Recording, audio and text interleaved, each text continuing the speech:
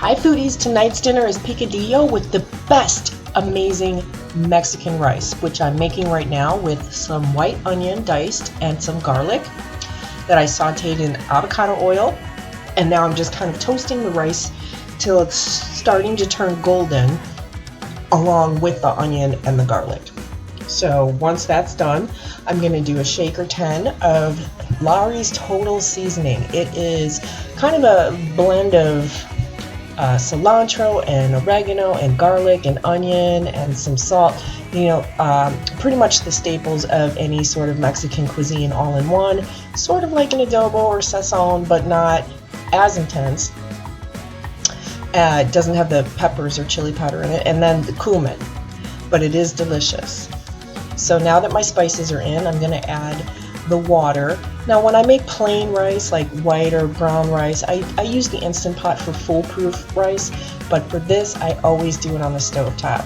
I don't know why, probably because there's a number of ingredients to it, and including the chicken bouillon, the caldo con sabor de pollo, because if you know, you know, and some tomate bouillon. So we're not going to salt it yet because we're going to see how it is with the bouillon. And then this is what makes it, the El Pato tomato sauce. This is a tomato sauce that is made with chilies, but it's not really spicy. Basically, you'll take a bite of this rice, it has so much flavor, and then you just have a nice warmth. So it's perfect for people who are like, you know, I can't handle a lot of heat, but it still gives a wonderful, you know, just warmth sensation. Now, if you don't have access to this, and you should be able to find it in your grocery store in the Hispanic section, go ahead and use regular tomato sauce and then just throw a jalapeno or a serrano pepper whole in the boiling water. And you'll see when I make the picadillo, I do that. So you'll see what I'm talking about. So now my rice has come to a boil, and I'm just going to cover it like I would making regular rice and let this simmer for about 20-25 minutes or so.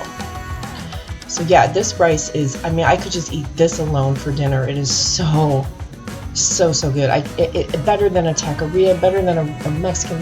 This is the best, period.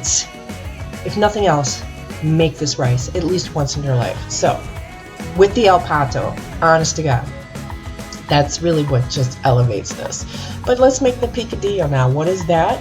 It's, well, I like to call it Mexican hamburger helper, but it's a hamburger dish. So we start with a pound of hamburger.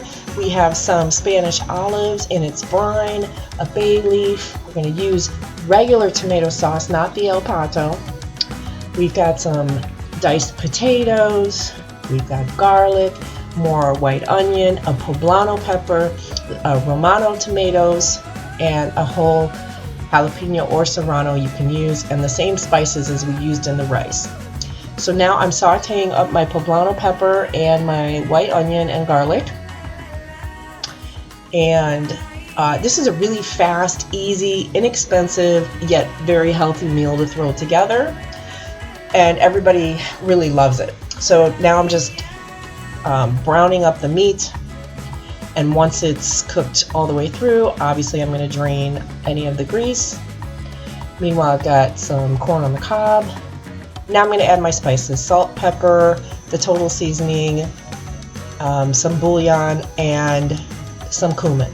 So essentially the same ingredients that go into the rice. And now I'm going to put in the tomatoes. Now there's so many different versions of picadillo out there, and so I sort of made a hybrid of different recipes I found that really all sounded delicious, and I took components of each one that I thought really the ingredients I love and put this together. So this is my mashup, my version. It may or may not really be authentic. I don't really care because it's delicious. And normally I don't care for green olives with pimentos in them, but this, you'll love them in this. I promise you. If you're not a fan of green olives, just give it a try, especially when you put a little bit of that brine in there. And again, in the description box below will be all of the actual ingredients along with the measurements. So now I'm just adding my potatoes.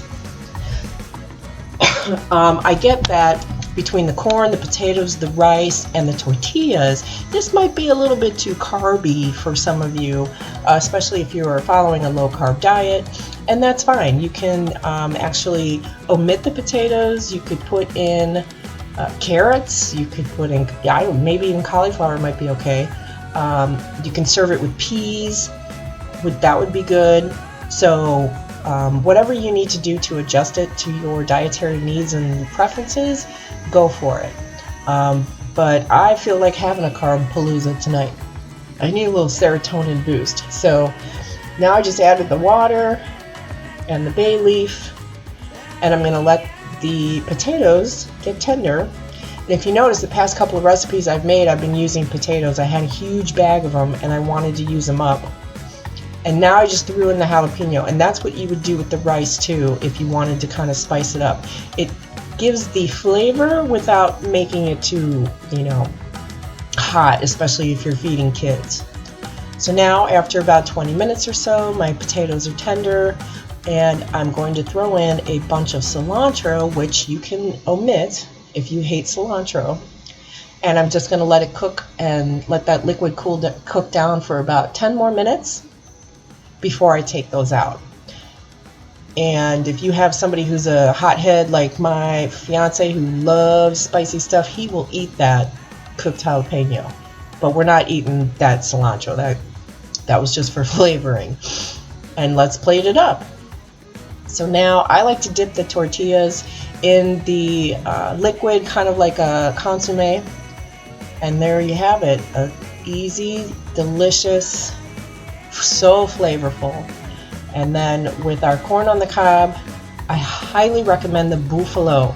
Even when you make like a traditional elote with the cojita cheese and the mayo, this right there, that sauce right there. So I hope you guys enjoy this.